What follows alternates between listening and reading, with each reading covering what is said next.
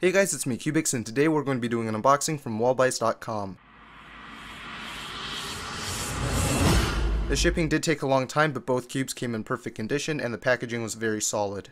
Looking inside, we see there are two cubes. The first is a picture cube made with mahjong pieces, and the second is the HuanYing. Looking first at the picture cube, we see that it does come with a cube stand, which is logoless, by the way, and overall I think it looks nice. The actual cube is designed like mahjong tiles. You can see how the design is actually painted on and they're not stickers, so I'm sure if you use this cube a lot, the paint will actually wear off. First turns, this cube turns surprisingly well.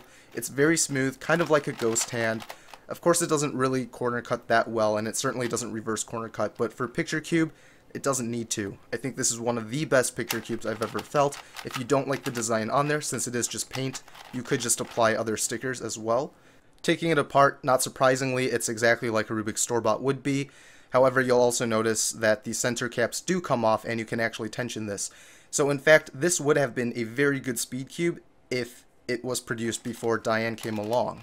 So overall, first impressions, this is a terrific cube. It's not as good as other speed cubes, but it doesn't have to be. I think as far as picture cubes go, this is the best one I've ever felt. So now onto the HuanYing, also known as the Shadow Cube. We first see a YJ logo on the box, and the box is white, meaning that inside the cube should be a black body one. Had the box been black, I would have expected a white body cube. Opening the box, we see an instruction manual. It happens to be one very long slip of paper. Putting that aside and sliding out the cube, the first thing we see is that this cube has very nice stickers. It has white, bright blue, regular red, fluorescent green, regular orange, and fluorescent yellow. One thing I don't like about the stickers is how small they are. On video they actually don't seem that small, but in real life it feels like it doesn't cover enough of the cube face, and that's actually a little bit distracting when solving. First turns, it doesn't really feel like the one I got from Crazy Bad Cuber. It still corner cuts 45 degrees, although on these tensions in the video it can only do line to line. It also has good reverse corner cutting and anti-popping just like you would expect. However, one difference I did notice was that this cube feels really cheap.